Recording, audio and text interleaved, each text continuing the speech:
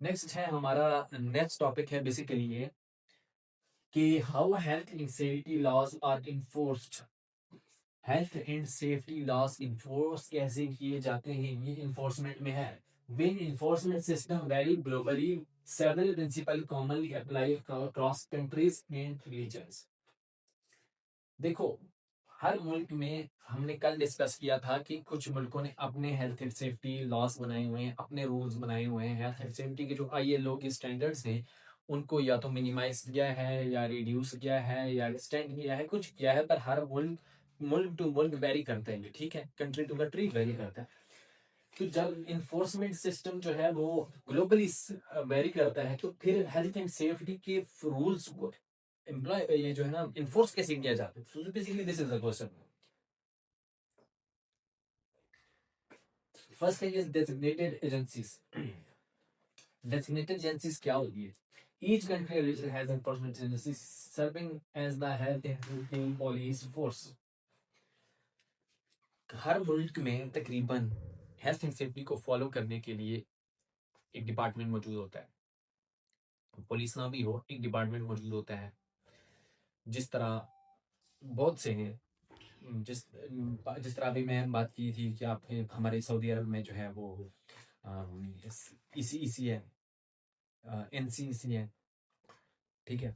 और इस तरह बहुत से डिपार्टमेंट्स हैं जो आपको जो है वो इन्फोर्समेंट करते हैं, इन्वायरमेंट के ऊपर करते हैं। और भी हर हर मुल्क के अंदर हेल्थ एंड सेफ्टी को सर्च करेंगे आप किस कंट्री कौन से, तो आपको मिल जाएगा। Advisory services agencies provide guidance and advice to help organise company compare with regulations.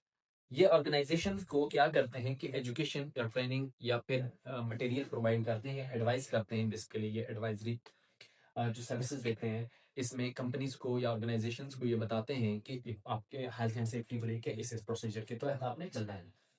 Investigation powers authorities investigate workplace accidents with incident to determine cause and responsibility. Suppose that ये हमारे पास ऑडिट आता है, थर्ड पार्टी ऑडिट आता है, government की तरफ से भी होते हैं बाजू का। तो वो क्या होते हैं कि वो जो चीज़ें होती हैं वो आपको वर्कप्लेस के ऊपर एक्सीडेंट्स को डिटरमाइन करते हैं और उसकी काज पता करते हैं, और फिर जो है ना वो रिस्पॉन्सिबिलिटीज भी देते हैं और रिस्पॉन्सिबिलिटीज से इन्वेस्टिगेट भी करते हैं। तो ये बेसिकली क्या है, इन्वेस्टिगेशन पावर्स है। ये इंसिडेंट और एक्सीडेंट्स के बाद भी आप कह सकते हैं कि पहले आते हैं।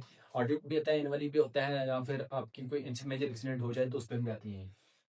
enforcement action agencies can take formal action to compliance and initiate criminal proceedings। ये बात हम पहले कर चुके हैं कि एजेंसीज या कोई भी गवर्नमेंट जो है वो हेल्थ एंड सेफ्टी को फॉलो ना करने पर आपको फाइन दे सकती है, और आपको अच्छा खासा फाइन भी देते हैं। आपको कंपनी सील कर सकते हैं, ऑर्गेनाइजेशन को बैन कर सकते हैं, मार्केट में उसकी रेपुटेशन डाउन होती है, उसके अपने बहुत सारी चीज़ें जो है वो आने वाले पिछले टॉपिक्स के अंदर डिस्कस कर रहे हैं। नेक्स्ट टॉपिक है हमारा एडिशनल इन्फोर्समेंट बॉडीज। अब एडिशनल इन्फोर्समेंट बॉडीज क्या होती है? Suppose that fire authorities. बहुत से हर मुल्क के अंदर एक डिपार्टमेंट ऐसा मौजूद है जो आपकी फायर अथॉरिटी होती है, जो आपकी फायर इक्विपमेंट को फाइटिंग इक्विपमेंट को टेस्ट करते हैं। They make sure that you have fire fighting equipment in your house, in your shop, in your organisation और नॉट। स्पेशली दे जो है ना ये लोग ऑर्गेनाइजेशंस को और कमर्शियल बिल्डिंग्स को, कमर्शियल चीज़ों को, या वहाँ जहाँ लोगों की आना जाना गैदरिंग होती है तो उन चीज़ों को ज़्यादा वो करते हैं। घरों के लिए इतना ज़्यादा वो नहीं करते। और इंश्योरेंस कंपनीज क्या, और एक इंश्योरेंस कंपनीज को भी देखें। अभी इंश्योरेंस कंपनीज और ये एक साथ क्यों है? सपोज दैट एक ऑर्गेनाइजेशन है, ठीक है, ये ऑर्गेनाइजेशन है वन, ये है इंश्योरेंस कंपनी टू, और ये है हमारी जो है पुलिस थ्री। कौन सी पुलिस है जी? HSC पुलिस है, health and safety police, government की, कि ये हेल्थ एंड सेफ्टी के साथ कंप्लाई करने वाले को पकड़ती है। अभी क्या होता है कि ये ऑर्गेनाइजेशन क्या करती है कि अपने तमाम वर्कर्स की इंश्योरेंस कराती है, अपने हर चीज की इंश्योरेंस कराती है इस कंपनी। सपोज दैट इस कंपनी में कोई भी इंसिडेंट एक्सीडेंट हो जाता है, कुछ भी हो जाता है, तो उसके बदले में जो कंपनसेशन है, उसके बदले में जो चीजें हैं जो कराते हैं, उस थर्ड पार्टी जो है ये जो इंश्योरेंस कंपनी है ये प्रोवाइड करती है फर्स्ट फर्स्ट पार्टी। तो ये बेसिकली क्या है कि ये चीज़ बहुत ज़रूरी होती है और बहुत मैंडेटरी होती है। इवन हर इक्विपमेंट, हर चीज़ जो एक वर्किंग साइट के ऊपर काम कर रही होती है, उसको इंश्योरेंस की ज़रूरत होगी।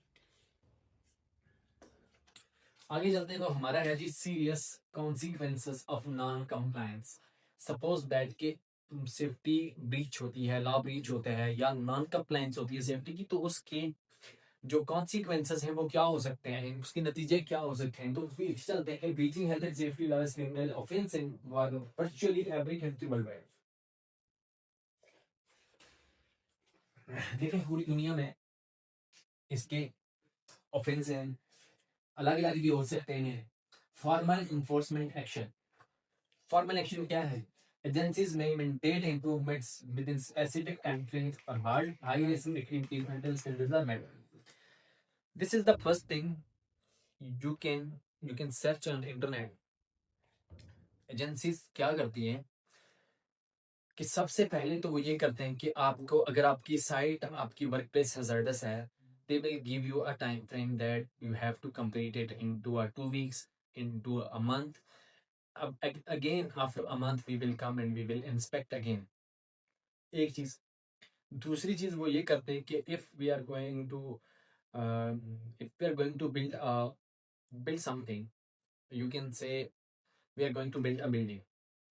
तो इन्फोर्समेंट एजेंसीज क्या करेंगी कि वो देखेंगी कि वहां पर क्रेन इंस्टॉल हो रही है, तो वो जो है ना वो क्रेन हाई रिस्क में आती है, तो वो देखेंगे कि अगर ये सेफ नहीं है तो वो कहेंगे जी कि क्रेन की एक्टिविटी उस वक्त तक स्टार्ट नहीं हो सकती जब तक स्टैंडर्ड्स मेट ना हो जाए।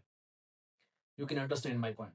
तो वो एक्टिविटीज को वो रोकते हैं जो मुश्किल होती हैं, और वो कहते हैं कि उस वक्त तक ये चीज स्टार्ट नहीं होनी चाहिए, तो उस तक जो आपको वो मुकम्मल करना होता है उस टाइम फ्रेम के अंदर, और फिर आपको दोबारा इंस्पेक्शन करा के अप्रूवल लेके फिर आगे काम करना होता है। तो ये फर्स्ट थिंग। सेकंड चीज क्या होती है जी? Organisation prosecution. Compliance based criminal prosecution resulting in substantial fines that can impact business viability। क्या करती है कि जी आपको डायरेक्ट फाइन दे देते हैं ये कोर्ट, ठीक है, ये आपको कोर्ट में ले जाते हैं, या आपका फाइल कोर्ट में चली जाती है, या कुछ भी इंफोर्समेंट एजेंसी जो है आपके खिलाफ एक का केस बनाती हैं और कोर्ट को दे देती है। तो ये क्या होता है कि आपके ऊपर लीगल फाइन आ जाता है, तो ये आपका बिजनेस रेपुटेशन को भी बहुत डाउन कर देता है। और आप सपोज दैट कि अभी देखिए अच्छी कंपनीज होती हैं, उनका कंपटीशन होता है, ठीक है, तो अभी जब भी गवर्नमेंट ने कोई टेंडर देना होता है, कोई ठेका देना होता है, नया बड़ा कॉन्ट्रैक्ट देना होता है, तो वो क्या करते हैं कि वो कंपनीज उसके लिए बिडिंग करती है। तो जो कंपनी की ऑलरेडी फाइन होंगे, जो कंपनी की पर already health and safety policy को लेकर बंदे की टांग टूटी है, भार टूटा है, कोई मर गया है, अल्लाह ना करे, तो इस तरह की चीजें जो होंगी तो वो कंपनी की रेपुटेशन को बहुत डाउन कर देती है। तो हेल्थ एंड सेफ्टी को लेके यहाँ आपको बिड करना पड़ता है, और स्पेशली डॉक्यूमेंट होता है जो हेल्थ एंड सेफ्टी बिडिंग के लिए यूज होता है। तो इसलिए ये हेल्थ एंड सेफ्टी ऐसा नहीं है कि कंपनी को प्रॉफिट अंदर इंटरनली होता है, ये कंपनी की रेपुटेशन पे भी असरअंदाज होता है। तीसरी चीज आती है individual prosecution. Directors, managers, workers में face the personal fines in imprisonment for serious violations. ठीक है, इस पे भी हम बात की है कि आपकी गलती है। सपोज दैट मैंने एक वीडियो बनाई थी कि एक सेफ्टी ऑफिसर अरेस्ट हुआ इंडिया में। उसका क्या हुआ कि वहां पे एक वर्कर मर जाता है और सेफ्टी ऑफिसर के पास डॉक्यूमेंट्स पूरे ना होने की वजह से उसे जेल हो जाती है। अब क्या होता है कि सपोज दैट कि आपने ट्रेनिंग नहीं दी, हमारा डायरेक्टर हमें कहता है कि 32 किलोमीटर पर आवर से स्पीड ज्यादा है, ठीक है, 32 किलोमीटर पर आवर से स्पीड ज्यादा है, और लिफ्टिंग स्टार्ट रखो। सपोज दैट कि इसका ऑर्डर है, अभी लिफ्टिंग करते हैं तो हवा ज्यादा होने, क्योंकि अलाउड नहीं है 32 से ज्यादा, जब हवा होती है तो लोड गिरता है, नुकसान होता है। तो अगर तो इंडिविजुअल प्रोसिक्यूशन होती है तो डायरेक्टर को जेल होगी, डायरेक्टर को फाइन होगा। आप मेरी बात समझ रहे हैं? तो जिस तरह इंडिविजुअल की गलती होगी या कोई भी इंडिविजुअल इन्वॉल्व होगा तो वो उस हिसाब से उसके ऊपर फाइन आएगा। नेक्स्ट चीज आ जाती है हमारे पास कंपनसेशन की सिविल लाइबिलिटी। ठीक है, इसमें दो चीजें, सिविल लीगल एक्शन है और कंपनसेशन स्कीम है। अभी क्या है कि सपोज दैट एक बंदा है, वो जब कंपनी में एंटर हुआ, काम करना स्टार्ट हुआ, वो बिल्कुल ठीक था, कंपनी में काम करते हुए उसकी उंगली कट गई, सो उसको उस उंगली की कंपनसेशन मिलनी चाहिए।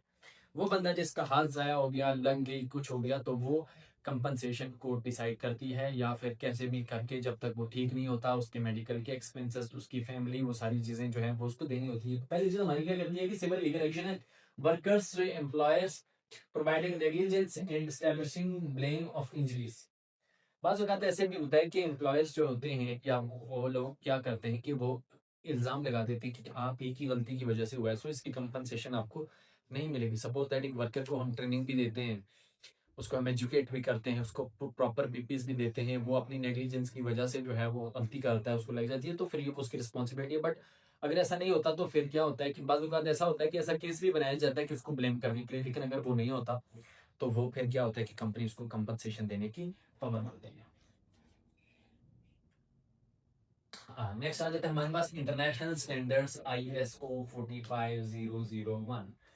इंटरनेशनल ये जो है इसका कोर्स भी है, ठीक है। आईएसओ का आप 45001 कर भी सकते हैं, और आईएसओ 45001 बेसिकली डिस्क्राइब क्या करता है, ये आईएसओ के स्टैंडर्ड्स को डिस्क्राइब करता है जो ग्लोबली है। ऑक्यूपेशनल इसकी तीन चीजें होती हैं, आईएसओ 45001, आईएसओ 9001 और आईएसओ 1201 फूड के ऊपर भी है, क्यूएचएसए के ऊपर भी है, एचएसए के ऊपर भी है, ऑक्यूपेशनल हेल्थ एंड सेफ्टी के ऊपर भी है, और इसके अलावा आपकी फूड सेफ्टी, आपकी एनवायरनमेंट सेफ्टी, आप बहुत सारी चीज़ों के ऊपर ये आईएसओ 45001 जो है वो डिस्क्राइब है। अभी occupational health and safety management system and standards comply with ISO 9001 and 14001 quality and ISO environment. अभी क्या है, देखिए हमने अभी बात की कि जो है 9001 और 1200 और 14001, ठीक है। ये क्या करते हैं कि ये जो है एनवायरनमेंट को डिस्क्राइब करता है, और 9001 है ये क्यूएचसी को करता है, और ये आईएसओ 45001 ये आईएचएससी को करता है।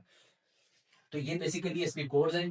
तो ये आईएसओ 12,100 जो है ये safety and machinery technical standard and equipment with international, ये मशीनरी को लेके क्या क्या स्टैंडर्ड्स मेट होने चाहिए, मशीनरी में क्या क्या चीजें हेल्थ एंड सेफ्टी को लेकर होनी चाहिए, उन चीजों में डिस्क्राइब करता है। और वॉलंटरी एडॉप्शन है कि while not legally mandated these standards demonstrate good management practice and are widely adopted globally। तो ये सारी चीजें जो है ये आईएसओ बयान भी करता है, एजुकेट भी करता है, लॉस भी बनाता है, और फिर उनको इम्प्लीमेंट भी उस हिसाब से करवाता है। तो ये सारी चीजें जो हैं ये हम सब मानते हैं, और हम उन्हीं इसी स्टैंडर्ड्स को फॉलो करके आगे चलते हैं। अभी हमारे पास जो है कुछ और स्टैंडर्ड्स भी हैं, सेम लाइक की इंफॉर्मेशन सोर्सेस हैं हमारे पास। देखिए कि हम इनको इसी आईएसओ के स्टैंडर्ड्स को हम कहाँ कहाँ से हासिल कर सकते हैं। तो देखिए एचएससी यूनाइटेड किंगडम है, ये इनकी वेबसाइट है, यहाँ से ले सकते हैं।